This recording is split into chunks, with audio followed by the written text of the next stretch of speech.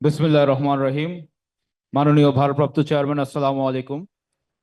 আমাদের ৩১ দফার ২২ নম্বর দফায় একটি বলা আছে, শহীদ মুক্তিযোদ্ধাদের রাষ্ট্রীয় মর্যাদা ও স্বীকৃতি প্রদান। আমরা জানি যে এটি পতিত স্বৈরাচারের পতনের পূর্বেই এই ৩১ দফা আমাদের দল থেকে প্রণয়ন করা হয়েছে। আমরা যদি যারা এই ৫ই আগস্টের পূর্বে জুলাই আগস্টে যেই ছাত্র জনতার গণ অভ্যুত্থানে যারা সেই পতিত সরকারের নির্দেশে নিহত হয়েছে, সেই নিহত পরিবার আমরা শহীদ পরিবার বলি। সেই শহীদ পরিবারকেও যদি আমরা ২২ দফায় আমরা সন্মিলিত করি এবং শহীদ সেই পরিবারের কল্যাণে প্রয়োজনীয় নীতি ও প্রণয়ন এবং বাস্তবায়ন করতে পারি, তাহলে যে বর্তমান এই যে জেনারেশন যে গণ আন্দোলন করে এই ফ্যাসিস্ট সরকারকে পতন ঘটালো, তাদের প্রতিও আমাদের একটা সহানুভূতি থাকবে বলে মাননীয় চেয়ারম্যান আমি মনে করি। এই বিষয়টি যদি দয়া করে একটু বলতেন, ধন্যবাদ। ধন্যবাদ মারুফ। এই বিষয়টি নিয়ে আমরা শুধু বলছি না, আমরা এর ভিতরে কাজ করছি। খুব সম্ভব আমি যতটুকু জানি, আমাদের মঞ্চে আহ, আমাদের একটি সংগঠন আমরা তৈরি করেছি। আহ, আমরা বিএনপি পরিবার মঞ্চে খুব সম্ভবত বিএনপি পরিবারের একজন সদস্য উপস্থিত আছেন। আতিকুর রহমান আছেন।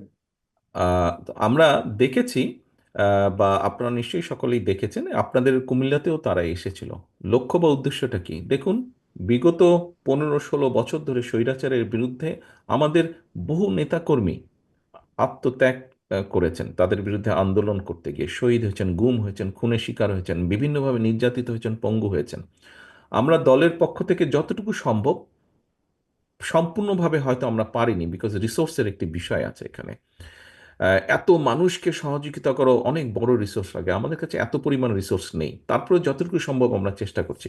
বাট পরিবর্তিত পরিস্থিতিতে এবং পরিবর্তিত পরিস্থিতির আগে থেকেই এই বিষয়টি এত বড় হয়ে গেছে এবং আমাদের দলের সাংগঠনিক কার্যক্রমের পরিধি অনেক বেড়ে গেছে, সাংগঠনিক কার্যক্রম বেড়ে গেছে। প্রথমে আমরা দল থেকে এই মানুষগুলোকে সহযোগিতা করার চেষ্টা করতাম।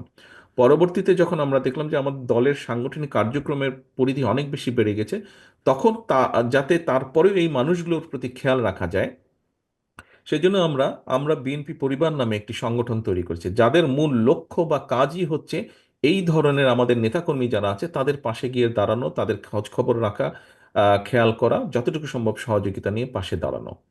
পরিবর্তিত পরিস্থিতি অর্থাৎ 5ই আগস্টের পরে, 5ই আগস্ট জুন জুলাইতে যে সকল মানুষ দল মতে নির্বিশেষে এরকম বহু হাজারো মানুষ যারা ক্ষতিগ্রস্ত হয়েছেন, বহু মানুষ যারা শহীদ হয়েছেন, এই পরিবারগুলোর পাশেও এদের অনেকেই কিন্তু বিএনপি করেন না, কিন্তু তারপরেও আমরা বিএনপি পরিবার কিন্তু তাদের পাশে গিয়ে দাঁড়িয়েছে।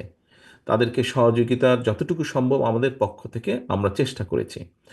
এখানে আরেকটি কথা আমি উল্লেখ করতে চাই, এই কথাটি আমি এর আগেও বলেছি, যেটা মারুফের প্রস্তাবনা আছে তার পরিপ্রেক্ষিতে। আহ, বিভিন্ন সময় বলেছে যে বিগত স্বৈরাচারের সময় তার পালিয়ে যাওয়ার আগ পর্যন্ত যে সকল মানুষ গুম হয়েছেন, শহীদ হয়েছেন, যাদেরকে হত্যা করা হয়েছে, বাংলাদেশের বিভিন্ন অঞ্চলে তারা, অঞ্চলের মানুষ তারা, আহ, যারা যেখানে আছেন, আমরা ইনশাল্লাহ সরকার গঠনে সক্ষম হলে পরে স্বাভাবিকভাবেই দেশকে উন্নয়নের জন্য বিভিন্ন স্থাপনা তৈরি করা হবে রাষ্ট্রের পক্ষ থেকে।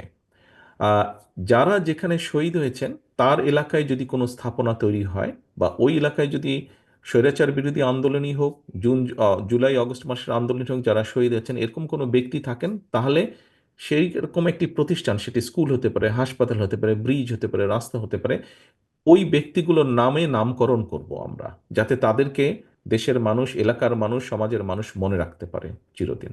ধন্যবাদ। মাননীয় চেয়ারম্যান, আমাদের কাছে যে তালিকা আছে তাতে কুমিল্লা বিভাগে 24 জন এই বৈষম্য বিরোধী আন্দোলনে শহীদ হয়েছেন।